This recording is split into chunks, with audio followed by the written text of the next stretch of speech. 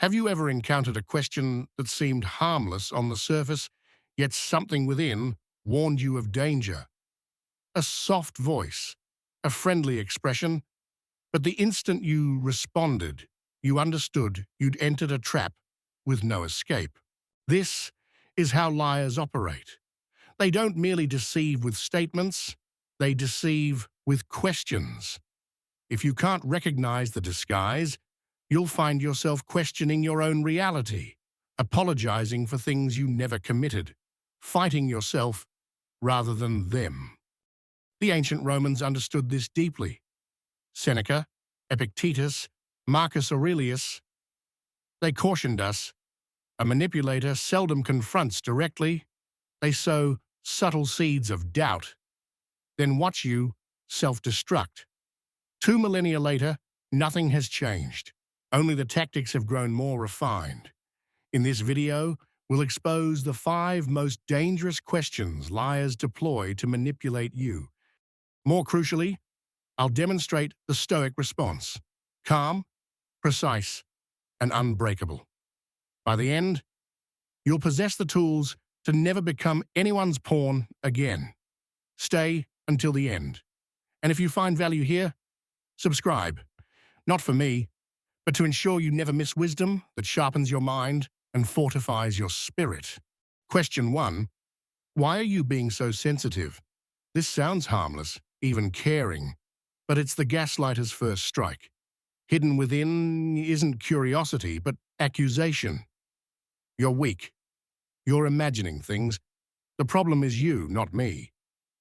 Think back, ever pointed out something wrong in a relationship, only to be dismissed with, "You're just too sensitive," or questioned workplace ethics and heard, "Don't overreact"? That's not concern. It's a weapon designed to strip away your greatest defense: awareness. Seneca wrote, "We suffer more in imagination than in reality." Manipulators exploit this, planting doubt until you believe you're the problem. But here's the truth. Sensitivity isn't weakness, it's awareness. Those who feel deeply spot danger first. The analyst who catches financial fraud, initially mocked as paranoid. The spouse sensing betrayal, dismissed as overreacting. In both cases, sensitivity was the early warning system. Marcus Aurelius said, "If someone can prove me wrong, I will gladly change, for it is truth I seek, not victory." A person who values you never shames your awareness.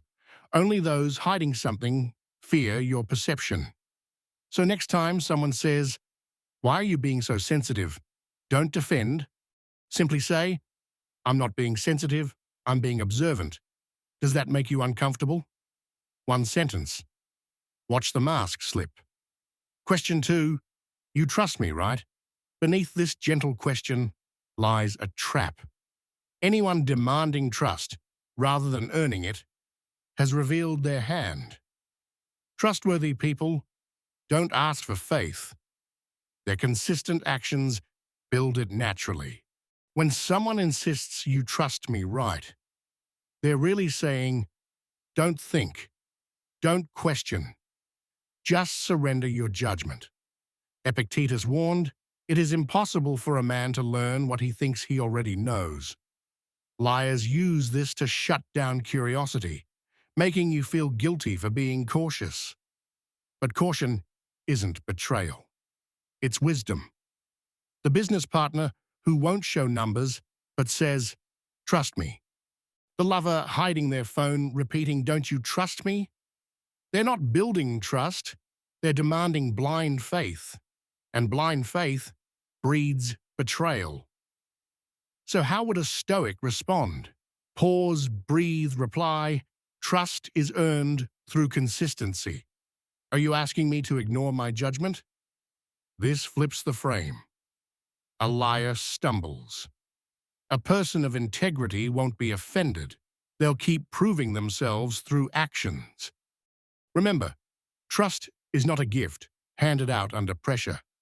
It is a fortress built stone by stone through time, truth, and consistency. Question 3. Are you accusing me of something? This clever shield flips the frame, putting you on trial. You raise a concern, notice inconsistencies, ask a question. Suddenly, you're the villain. This forces you into defense mode. You backpedal, explaining, no, that's not what I meant. And in that moment, you've lost your power. Marcus Aurelius wrote, the best answer to anger is silence. But Stoic silence isn't surrender. It's refusing to play their game. Think about a courtroom. If the guilty can make the judge apologize, the trial collapses. That's exactly what this question is designed to do. So how do you respond? With stillness? With composure? The next time someone snaps, are you accusing me of something? Don't rush. Hold eye contact. Wait 2, maybe 3 seconds. Then calmly say, should I be? 3 words. The pressure flips back. Liars expect panic. They never expect power. A boss confronted about missing funds. Are you accusing me of stealing? A partner questioned about secrecy. Are you accusing me of cheating? In both cases, the goal is the same: to turn your search for truth into an attack you must defend. But the Stoic refuses to be baited. He knows that truth does not panic. And wisdom does not apologize for observation. Question 4, would I ever lie to you? Poison wrapped in velvet. This sounds wounded, as if you've insulted them by doubting. But why would someone ask this unless they sensed you are close to the truth? This isn't about honesty. It's theater designed to make you feel guilty for doubting. If they succeed, you'll silence your instincts and hand them blind trust. The Stoics remind us, truth is never offended by scrutiny. Seneca wrote, if it is not true, do not say it. If it is not right, do not do it. People of integrity don't need to convince you they're incapable of lying. Their daily actions speak. Think about real life. The partner who hides their messages then says, would I ever lie to you? The colleague who dodges accountability but insists, come on, would I really lie? The more they plead innocence, the more you should question what lies beneath. So how would a Stoic respond? Not by taking the bait, not by scrambling to reassure. Instead, with calm clarity. The next time someone asks, would I ever lie to you? Pause. Let silence work. Then reply, that's not the question. The question is, would I know if you did? In that instant, you shift power. Liars thrive in fog. Your response switches on the floodlight. And once the light is on, the shadows can no longer hide them. Remember, honest people don't fear questions. Only liars do. Question 5, can't we just move on? This is the desperation play. When everything else fails, they turn to exhaustion. This sounds like peace, but look deeper. It's escape. What they mean: I don't want accountability. I need you too tired to keep digging. Many lies survive, not because the liar outsmarts truth, but because the truth seeker grows weary. Marcus Aurelius wrote, if it is not right, do not do it. If it is not true, do not say it. Notice he never added, unless it's inconvenient. For the Stoic, truth has no expiration date. It does not fade just because someone wants to move on. Think of companies caught in scandal, begging employees to focus on the future. Or exposed spouses saying, why keep talking about it? Let's move forward. The plea isn't for healing, it's for silence, to bury what still festers in the dark. So how does the Stoic respond? Not with rage, not with endless argument, but with steady resolve. When someone asks, can't we just move on, breathe, and calmly answer, I'll move on when I understand what happened, not before. This anchors you in truth. It tells the liar you cannot be rushed, that your peace is built on clarity, not fatigue. Liars hate this. They thrive on exhaustion. When you refuse to surrender, when you stand calmly in certainty, their game ends. Remember, moving on is not about speed, it's about honesty. And only when truth is faced can peace truly begin. Stoic thinking. To avoid manipulation. Liars thrive on emotion. They don't need facts or logic. They only need you to lose balance.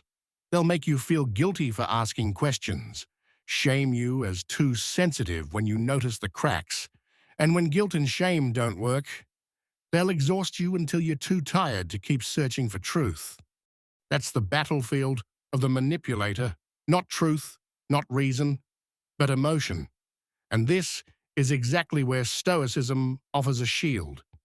Epictetus taught, "Some things are in our control, others are not." This single distinction is the foundation of freedom. When you know what belongs to you and what doesn't, you cannot be enslaved by their tactics. So when they try to guilt you, remember their feelings are not your responsibility. When they accuse you of being too sensitive, remember awareness is a strength, not a weakness. And when they try to wear you down, remember time itself is neutral. Truth has no deadline. The Stoic doesn't react at the liar's pace. He observes, breathes, chooses responses with precision, like holding the sword of reason, steady in chaos. Imagine standing in a storm. Winds howl, rain lashes, thunder roars, but inside you remain unmoved. That's the Stoic state. Calm when others panic, clear when others are blinded. Here's the secret manipulators never expect. Their greatest weapon only works if you give them your reaction. Take that away, and it shatters. The Stoic knows silence can be strength, observation can be power, detachment can be liberation. So next time someone tries to twist your perception, don't rush, don't panic. Simply ask yourself, is this within my control or outside of it? And with that single question, you reclaim your freedom. Calm, clear, unshakable. That's how Stoic thinking breaks every chain of manipulation. Conclusion.